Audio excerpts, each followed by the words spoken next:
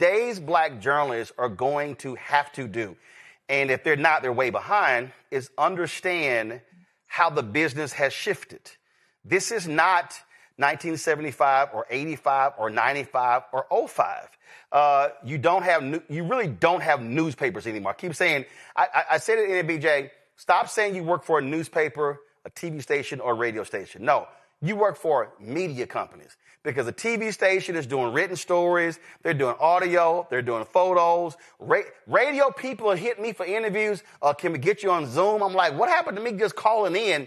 And so today's black journalists, whether they are in the business or they're a student who are getting ready to graduate, they all stuff that we were just sitting here joking about, they have to know what all this stuff is, how to use it, and how it actually builds and advances their career. Well, you know, Roland, every year at convention, I do something called the innovation bubble. And one of the things that I have realized is that it just continues to grow. We're getting folks, and we have a lot of, a lot of competition, but we managed to just get folks. Yeah. And it is so funny. I remember, I guess it was 2017. And I forgot who was president. And they were like, hey, Roland, can you do a session that was literally called My Backpack?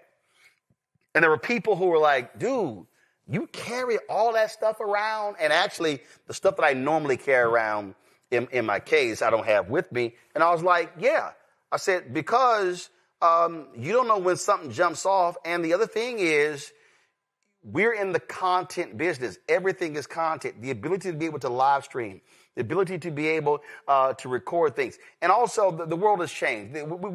This is no longer about, oh, no, we need to have the lines of resolution. It needs to be this. Listen, that thing left a long time ago, and now it requires for the journalists to have to think the who, what, where, when, how, and why, but also the tech piece to understand how they both merge. Right. I got to pull this up. So I want you to speak to this here, just so people, let me see if I can find it. You know exactly what I'm about to pull up. If y'all want to understand how hilarious this is. So let's see, hold up. Let's see. Katie Couric. Oh. You know what I'm about to pull up? Yes, I do. So just so y'all know, Katie Couric and Today's Show and internet. So y'all, when the internet became a thing, there was a conversation on the Today Show about it between Katie Couric and Bryant Gumbel. Like, what is this thing called the internet? Go to my iPad. Go. As I was doing that little tease. All right, here we go. Back now at 56 past, I wasn't prepared to translate that as I was doing that little tease. Oh, that's that little mark with the A and then the ring around it. At. See, that's what I said. Mm-hmm. Katie said she thought it was about. Yeah. Oh. But I'd never heard it. I'd never heard it said. I'd always seen the mark, but never heard it said. And then it sounded stupid when I said it. Violence at NBC. I heard around or about in the lunchroom the other week. There it is. Violence at NBC. GE.com. I mean. Well, Allison should know. What do you is say internet that, anyway? Internet is that massive computer network, the one that's becoming really big now. Katie Couric say, Allison should know. Well, this is Allison she was talking about. That was 31 years ago. And now, Allison, we're at the point where literally AI is taking video and taking stuff and turning it into written stories. It's improving the quality. It's taking a photo and turning it into a video. So it has to blow your mind every time you look at that clip and to know how crazy things have gotten in the last 31 years. No, absolutely. And I have to tell you that, I do spend a lot of time looking at AI, dealing with AI. I'm also someone who judges scholarship applications. And I'm also noticing how those scholarship applications are being used, how they use AI. I mean, there's one scholarship application that I review on a yearly basis. And truth of the matter is that there are 5 essays. And 4 of those essays are the most amazing, literal. It's like Shakespeare. And then the 4th one is their own writing. And you can tell that they have used AI. So I think that's really. So let me ask you a question. When you see that, do you penalize those who are using AI to that extent? I identify it. It's not up to me to penalize, other than to say this person has used AI. And most of the college scholarship organizations now are asking that question. They, do you suspect AI? And when I do suspect AI, I will say that. I'm not the only judge, though. Well, I'll be penalizing because, again, original thought is kind of important. On that point, when you look at where NABJ is, and I was having this conversation earlier with Cliff Albright. He was talking about how organizations are going to have to come together and then begin to work together. What I keep saying is that our black organizations cannot survive living in these silos. That we're going to have to say, hold up, what are y'all doing? So if you're a business group, okay, how do we partner with you? A tech group, how do we partner with you? As opposed to trying to figure out ourselves, because you have all this capacity, we have to be utilizing our expertise, and it has to be moving this way as opposed to just sort of living in our own world. Your thoughts on that?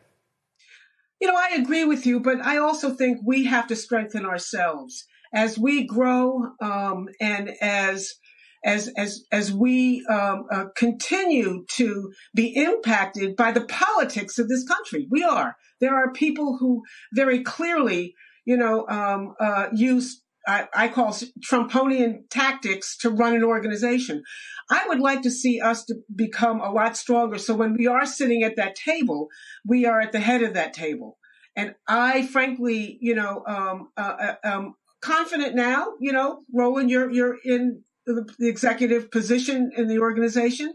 And I think you understand the importance of us strengthening ourselves as an organization before we get gobbled by other organizations. And I think that, we're at the point where we're close to strengthening ourselves, but, there's still a lot of issues, as you know, that we have to deal with before we begin to come together as a group.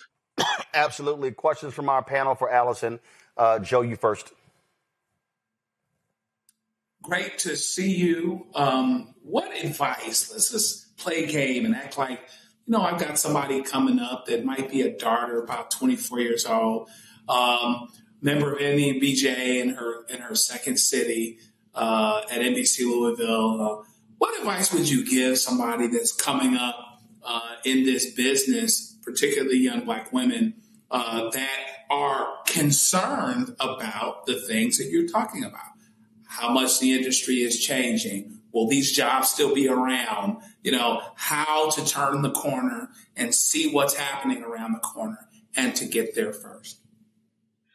Well, I may be pretty stupid, but I think that there are far more opportunities now than when I was 22 years old. We had the 3 networks. There weren't any online services. There weren't any opportunities to be entrepreneurial.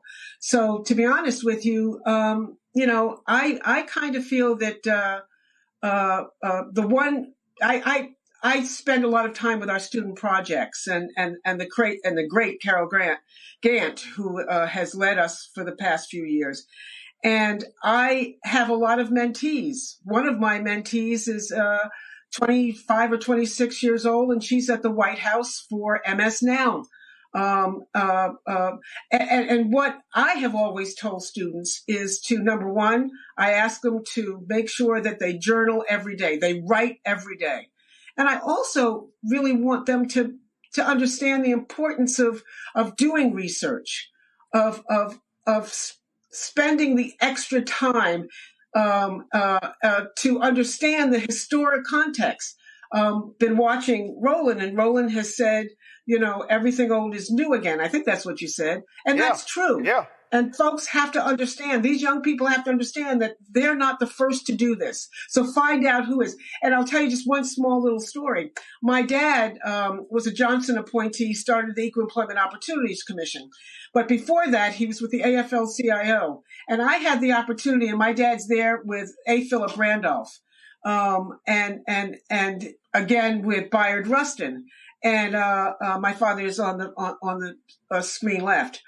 The bottom line is that I started to do some newspaper archive work, and I put my dad's name in there, and 137 news articles showed up.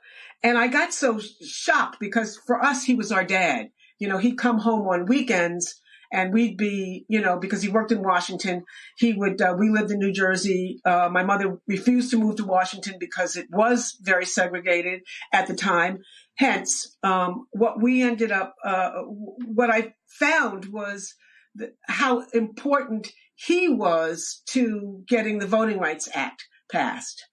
In the 60s. I mean, he crossed the Edmund Pettus Bridge on the second go around with King. I didn't know any of this stuff. And so I say to all young people, know your history. There's so many ways that you can find your history. And so find your history, know your history, and tell your history along with your present. Randy? It is so great to have you here. Now, because of the internet, we're seeing, you know, the news, we receive news differently. Of course, we don't have the 3 stations we used to have, and we have independent people out there sharing the news. And I have been happy to see that many people who are non-Black are interested in issues that affect the Black community. Knowing that, why do you think Black journalists matter, though? Is there a difference? Why do Black journalists matter? Absolutely. Black journalists matter because we can uniquely tell our story. We don't have to, at least most of us don't have to acquire cultural competency, you know, as it relates to Black folks. We are already culturally competent, I hope. And hence, you know, I feel very strongly that you know, we are the best storytellers of our story. And also you have to remember that, you know, and this is what's scary, there are going to be some states that white school children will never ever learn that there was slavery. I don't trust our story with people that don't understand our history. Great point. Mustafa? Miss Allison, it's wonderful to see you. You always give a master class, at least a few times I've been around when I heard you speak. I believe it was 1827 when Freedom's Journal was launched, if I'm correct. March 16th, 1827. Mm-hmm. The role of journalists then had a significant role, and the role of journalists now have a significant role. Do you see similarities between when we first launched and where we are today? Oh, you know, absolutely. Yes, there are similarities. I think that both, you know, the folks in the 1800s and the folks now are after truth. And I hope at least that, you know, our new generation is after truth. I know we were. I will tell you, you know, my background,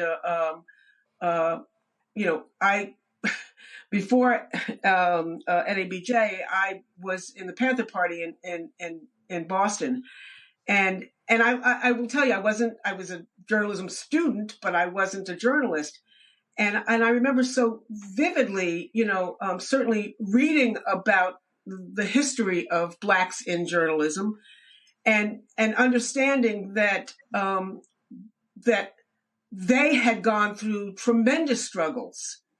And I felt very strongly that I needed to go through those same kinds of struggles and recognize, I mean, what we were up against, and what I would be up against as a working journalist.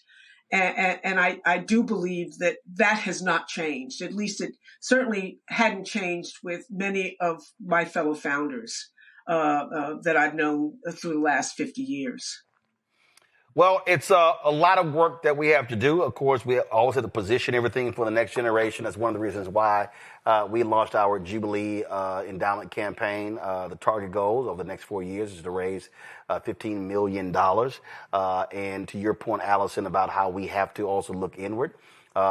We created a golden circle. The goal is to get 100 members of corporations. If they contribute $100,000 each, that's at $25,000 a year. That would raise $10 million of the $15 million endowment right there. And so that's really what the target goal is. I have been saying that with these attacks on DEI, with what's happening in Washington, D.C., how they are attacking corporations, black organizations, African Americans who are members are going to have to do more as individuals to support our institutions. We must be looking at self if we're going to survive in the future. Oh, absolutely. And I would also add, again, everything old is new again. I remember when I was talking to the board members many years ago about development and the importance of raising money. And so we did talk about a capital campaign, and I'm hoping and praying that you get much more traction than we did. But I don't want you to forget the fact that there is also planned giving. Many folks are, and I hate to say this, but many folks are beginning to pass on, and it's important. I know that NABJ is in my planned giving. Now, my kids would like it to be in to reap the benefits of whatever we've made, but we were very clear about organizations that we felt, my husband and I felt, were important to both of our growths. And so I hope that you can also add planned giving as a source to help boost the campaign. Absolutely, and that's the conversation that we definitely will be having as well. Allison Davis, we appreciate it. Thanks a lot. Thank you. All right. This is your chance to own a piece of the creator economy. And with Start Engine, investing in Fanbase couldn't be easier. Just visit startengine.com/fanbase and click Get Equity. Opportunities like this don't stay open long, but your investment can help build a platform that pushes the future of social media forward.